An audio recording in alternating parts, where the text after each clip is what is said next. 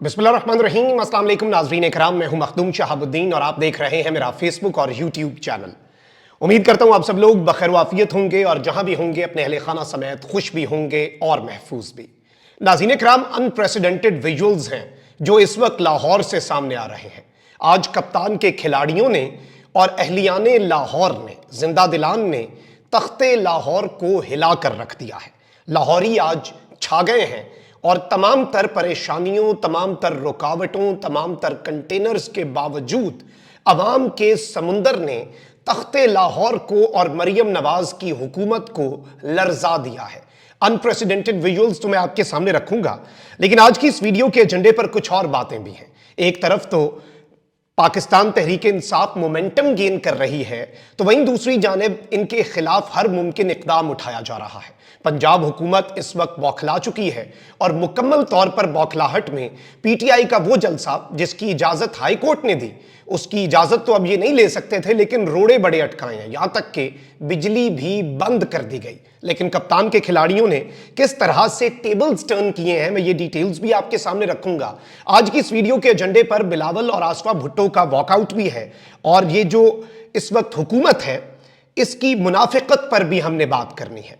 इसके साथ ही साथ दो लोग हैं मिलिट्री कोर्ट्स की तहवील में, एक है इमरान खान के भांजे हसन नियाजी और दूसरे हैं मियां इबाद फारूक। इनके अहले खाना ने एक प्रेस कॉन्फ्रेंस की है और बड़ी खतरनाक बातें की हैं कि इन्हें मिलिट्री की तहवील से कहीं और शिफ्ट कर दिया गया है नामालूम मकाम पर। यह डिटेल्स भी आज की इस वीडियो में आपके सामने रखूंगा और इसके साथ ही साथ इलेक्शन जो होने जा रहे हैं 21 तारीख को, ज़िमनी इंतखाबात, उनकी धांधली का मंसूबा पहले ही तैयार कर लिया गया है और इस मरतबा फॉर्म 45 पर क्या वारदात डलनी है उस हवाले से एक बहुत बड़ा क्लेम है, एक हल्का है, उसके लिए जो मैनेजमेंट की जा रही है इलेक्शन से पहले ही और अवाम के हक पर डाका डाला जा रहा है, उस पर भी हमने बात करनी है।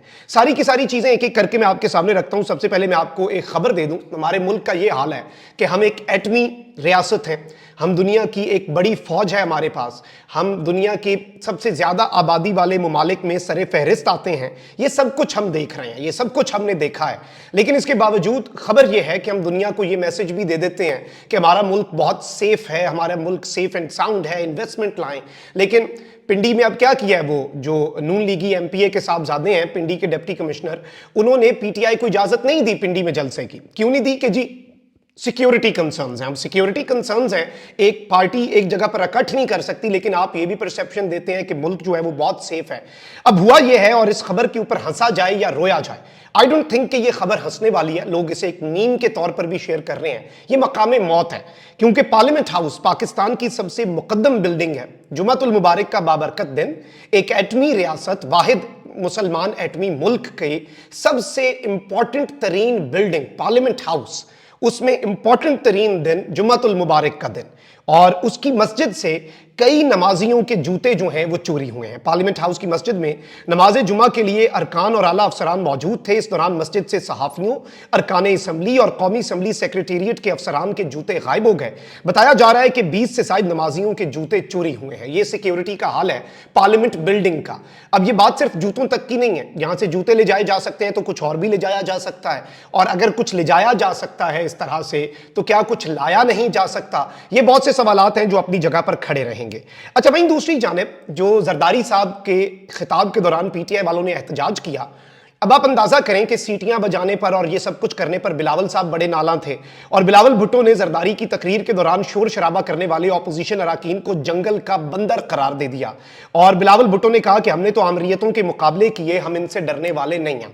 अब जिन्हें ये जंगल का बंदर करार दे रहे हैं, एग्जैक्टली 4 साल पहले यही जमातें जो आज हुकूमत में हैं और जिन्हें बड़ी तकलीफ हो रही है कि इस तरह से हल्लड़बाजी क्यों हो रही है, इस हल्लड़बाजी का, इन सीटियों का जो आगाज था 4 साल पहले इन्होंने ही किया था, जो उस वक्त ऑपोजिशन में थे और आज हुकूमत में हैं। लेकिन इनकी हिम्मत, इनकी दीदा दिलेरी देखें कि ये इस सब में जो अयाज सादिक साहब ने किया है वो उससे भी ज्यादा हैरान कुन है।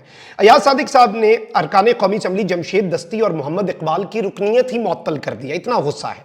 और आसिफ जरदारी के खिताब के दौरान गैर पार्लिमानी जुबान इस्तेमाल करने पर एक इजलास के लिए दोनों की रुकनीत मुअत्तल की गई है, यानी एक इजलास तक जो नेक्स्ट होता है उस तक ये MNA नहीं होंगे। और इस सब के अंदर मैं आपको ये बता दूं कि ये एक अजीब सी चीज है। और इस सब के अंदर बिलावल भुट्टो जरदारी जो हैं वो अपनी हमशीरा के साथ वॉकआउट भी कर गए पार्लियामेंट से, और अयाज सादिक जो हैं वो बिलावल साहब को रोकते तो रह गए, लेकिन यही इनकी कुल हकीकत है। पहले आसफा साहिबा जो हैं उन्होंने हल्फ उठाया, जिस तरह से उन्हें बिला मुकाबला मुंतखब करवाया गया, लोगों ने एहतजाज किया, इन्हें उसकी तकलीफ हुई। उससे अगले ही दिन जरदारी साहब जो हैं उनके खिताब के दौरान PTI वालों ने टफ टाइम दे दिया, और बैरिस्टर गौर ने तो पहले कह दिया था 21 तोपों की सलामी होती है ना जैसे, उसी तरह का एहतजाज जरदारी साहब को फेस करना पड़ेगा। और आज बिलावल साहब का जो वॉकआउट है, और यहां से PTI वालों ने तो कहा भाग गए कि उन्होंने नारे लगाए कि ये मैदान छोड़ के भाग गए हैं, और फिर कहते हैं कि हम आमरीयतों का मुकाबला करते हैं। तो ये सारी चीजें बड़ी इंपॉर्टेंट हैं। अब जरा आगे बढ़ते हैं। हमारी वीडियो के एजेंडे पे एक बात थी, और मैं आपको ये बता दूं कि इमरान खान साहब की जो हमशीरा हैं और हसन नियाजी की वालदा हैं, उन्होंने मीडिया से गुफ्तगू की, और मियाँ इबाद फारूक जो हैं उनके भाई मियाँ शहजाद फारूक जो कि इलेक्शन भी लड़ रहे हैं, जिन्हें पहले भी हरा दिया गया फॉर्म 47 के थ्रू, तो अब वो दोबारा मैदान अमल में हैं। तो इन्होंने एक प्रेस कॉन्फ्रेंस की कि जुमेरात के रोज़ हमें मुलाकात के लिए कोई फ़ोन नहीं आया, हम परेशान तो थे लेकिन यही समझे कि शायद सज़ा के तौर पर इन दोनों की मुलाकात नहीं करवाई जा रही।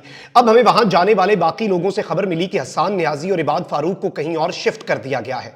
हम नहीं जानते कि इस वक्त वो कहाँ हैं, और इस वजह से हम बहुत परेशान हैं, इसलिए इन्होंने एक प्रेस कॉन्फ्रेंस भी की। अब यहाँ पर यह भी बताया जा रहा है कि जो मियाँ इबाद हैं उनके अहले खाना की तरफ से यह क्लेम आया कि उनकी हालत इतनी ख़राब है कि उन्होंने अपनी जान तक लेने की कोशिश की, उन्हें ऐसे हालात में रखा गया। पाकिस्तान तहरीक इंसाफ ने इसके ऊपर मौक़िफ़ दिया है, और ये सिर्फ फौजी अदालतों के ऊपर मौक़िफ़ नहीं बल्कि उनकी आईनी हैसियत पर भी PTI ने अपना मौक़िफ़ दिया है। पाकिस्तान तहरीक इंसाफ का ऑफिशियल बयानिया मैं इस पर आपके सामने रख देता हूं। फौजी अदालतों में गैर आईनी तौर पर कैद बैरिस्टर हसन नियाजी और मियाँ इबाद फारूक की नामालूम मकाम पर मुंतकिली का मामला। पाकिस्तान तहरीक इंसाफ की बैरिस्टर हसन नियाजी और मियाँ इबाद फारूक की मिलिट्री जेल से नामालूम मकाम पर मुंतकिली की शदीद मजम्मत। हसन नियाजी और इबाद फारूक की नामालूम मकाम पर मुंतकिली कानून और इंसाफ की हुर्मत पर हमला और बुनियादी इंसानी और आईनी हुकूक की खिलाफ वर्जी है। फौजी अदालतों में गैर कानूनी ट्रायल के बाद दोनों नौजवानों की खुफिया तरीके से नामालूम मकाम पर मुंतकिली रियासती फस्तायत और सियासी इंतकाम की वाज़ेह मिसाल है। PTI ने मजीद कहा कि फौजी अदालतें रियासती जब्र और इंसाफ के कत्ल का बदतरीन वसीला हैं, और सिविलियंस का फौजी कवानीन के तहत ट्रायल सरासर गैर आईनी है। 9 मई फॉल्स फ्लैग ऑपरेशन की आड़ में 100 के करीब मासूम और बेगुनाह शहरियों को गैर कानूनी तौर पर मिलिट्री हिरासत में रखकर झूठे इंतकामी सिलसिले का निशाना बनाया जा रहा है। गुज़श्ता 10 माह से बदतरीन रियासती जब्र और बर्बरियत का हिम्मत और दिलेरी से मुकाबला करने वाले नौजवान लीडर्स हसन नियाजी और इबाद फारूक के साथ रवा रखे जाने वाले सुलूक के मुहर्रिकात मुकम्मल तौर पर सियासी हैं। अदालत हसन नियाजी और इबाद फारूक के फौजी अदालत में गैर आईनी ट्रायल की फौरी तकमील और रिहाई के अहकामात भी सादर करे, यह कहना है तर्जुमान तहरीक इंसाफ का। इस स्टेटमेंट से और कुछ वाजे हो या ना हो, एक चीज बड़ी क्लियर हो गई है कि PTI एक सख्त तरीन मौकफ और मिलिट्री कोर्ट्स के ऊपर जो अपनी पोजीशन है वो बड़ी वाजे ले चुकी है। अब जरा आगे बढ़ते हैं। मैं आपको ये बता दूं कि इस वक्त बौखलाहट है पंजाब भर के जो 10 अजला जिनमें ज़िमनी इंतखाबात हो रहे हैं, वहां पर दफा 144 नाफिज कर दी इन्होंने। अब पाकिस्तान तहरीक इंसाफ के रहनुमा शेर अफजल मरवत जो कि पंजाब में एक्टिव हुए, उनको नोटिस जारी हुआ है। District monitoring officer Lahore Umar Maqbool ने शेर अफजल मरवत को नोटिस जारी किया। DMO ने शेर अफजल मरवत को आज शाम 6:30 बजे दफ्तर तलब किया। शेर अफजल मरवत ने बयान दिया था कि वो किसी दफा 144 को नहीं मानेंगे जो कि महकमे दाखिला पंजाब ने नाफिज किया हुआ है। ये नोटिस है, शेर अफजल मरवत को वजाहत के लिए तलब किया गया है। ये बेसिकली डिस्ट्रिक्ट रिटर्निंग ऑफिसर जो हैं उनका कहना है।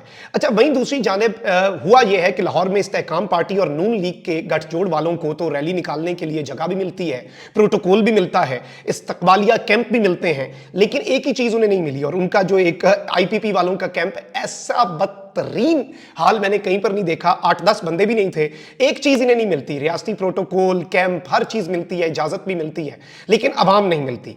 और इस तरह का अगर चांस PTI को दे दिया गया फिर तो कुछ और होगा। अब लाहौर हाई कोर्ट ने नाज़रीन इकराम आपको पता है कि इजाजत दे रखी थी PTI को जलसे की, तो ये रोक तो नहीं सकते थे, लेकिन इन्होंने फिर भी कंटेनर्स लगाए। अच्छा, फिर पुलिस वाले कुछ वहां पर गए सिक्योरिटी के लिए, तो PTI के कारकुनों ने कहा कि लाहौर में जलसा गाह में पुलिस से सवाल हुआ कि आज किसी को फड़नते नहीं आए, किसी को पकड़ने आए हैं, तो नहीं जी, उन्होंने कहा हम तो अदालती हुक्म है, तो हम तो सिक्योरिटी के लिए आए हैं। अलबत्ता यही पुलिस वाले और बाकी जो मशीनरी है, डिस्ट्रिक्ट एडमिनिस्ट्रेशन और दीगर, वो इस सब के अंदर ऑलरेडी रुकावटें लगाते रहे थे। और आपके सामने 2 क्लिप्स दिखाता हूं, एक रुकावटों का क्लिप और एक जो पुलिस वाले के साथ मुकालमा है। आप पहले ये देखें। लगाने ये शुरू कर दिए हुए हैं, ये टैंकर लगाने शुरू कर दिए हुए, सॉरी ये ट्रक लगाने शुरू कर दिए हुए, कंटेनर। तो आप लोग पहुँचे ये चाइना स्कीम के अंदर, मेन बाज़ार मॉडल मेन बाज़ार है चाइना स्कीम के अंदर। जलसे का जो है तमाम है यहाँ पर अभी कर दिया गया है। हमें हाई कोर्ट ने इजाज़त दे दी है सारे दोस्तों से, NX-19 से हमारा ये भरपूर मुतालबा है कि आप लोग पहुँचे और मियाँ शहजाद फारूक को कामयाब करें। और ये शेर अफजल साहब भी पहुँच चुके हुए हैं, ठीक है। आप पहुँचे, ये रस्ते में रुकावटें खड़ी कर रहे हैं, आप अपने निकलें, जुल्म का बदला इंशाल्लाह वोट से होगा। ये लोग खड़ा था, खड़ा है और खड़ा रहेगा। पाकिस्तान जिंदाबाद। क्या हाल है? आप कैसे हैं? ठीक है? पढ़ना है आज किसी ने? नहीं मैं तो वैसे सिक्योरिटी की चक्कर में। अच्छा। जी नाज़रीन करम, आपने ये सब कुछ देखा और मैं आपको ये बता दूं कि मरीम नवाज शरीफ साहिबा की गवर्नमेंट जो है वो यूं लग रहा है कि वो एक कॉन्टिन्यूएशन है जो हमने पिछले 2 साल में देखा, क्योंकि छोटी बड़ी सड़कों पर भी कंटेनर्स लगाकर जलसागाह की तरफ जाने वाली रैलियों का रास्ता रोका गया। और लाहौर हाई कोर्ट के हुक्म पर तहरीक इंसाफ ने NA-119 के इलाके चाइना स्कीम में पिंडाल सजाया। लेस्को और टाउन इंतजामिया की जानिब से ग्राउंड की बिजली सप्लाई मुनक़ता कर दी गई। PTI कारकुनान ने ग्राउंड में रोशनी के लिए फौरी तौर पर, पहले से उन्हें शायद अंदाजा था या उन्होंने फौरी तौर पर अरेंजमेंट किया, उन्होंने जनरेटर का भी इंतजाम कर लिया PTI के लोगों ने, और बड़े बेहतरीन अंदाज में उन्होंने ये वहां पर अपना काम जारी रखा। आप जरा ये क्लिप देखें। सबसे ज्यादा मुकदमा हमारे लिए ये जगह खाली करवाए और यहाँ पे किसी की। जी तो नाज़रीन करम, आपने ये क्लिप मुलाहिजा फरमाया और उसके बाद लाहौर चाइना स्कीम NA-119 इंतखाबी जलसा जो है उसमें कारकुनान की बड़ी तादाद जिस तरह से जलसागाह पहुंची है, ये अनप्रेसिडेंटेड है, इसकी मिसाल नहीं मिलती। और अभी तो लीडर्स ने पहुंचना है, अभी मजीद क्लिप्स भी आने हैं, लेकिन जो क्लिप्स मैंने आपके सामने रख दी हैं ये तख्ते पंजाब को हिलाने के लिए काफ़ी हैं।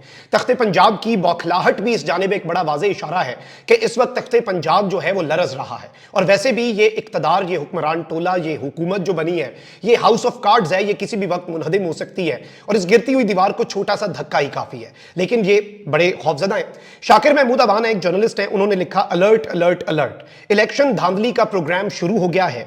PP 147 के इलेक्शन पोलिंग स्टाफ को शाम 6 बजे कश्मीर पार्क मलिक मार्की में तलब किया गया है। इस मार्की में बताया गया है कि ये मलिक रियाज जो इस वक्त मुस्लिम लीग नून के उम्मीदवार हैं, बैरिया वाले नहीं, मलिक रियाज जो मुस्लिम लीग नून के उम्मीदवार हैं, उनकी मलकियत है, यानी एक उम्मीदवार की मलकियत में जो मार्की है उसमें पोलिंग के अमले को बुलाया गया। जराए ये भी दावा कर रहे हैं कि PP 147 के नताइज में रद्दबदल करने के लिए प्रिजाइडिंग अफसरान समेत दीगर अमले से 40 से 50 खाली फॉर्म 45 दस्तखत करवा लिए गए हैं।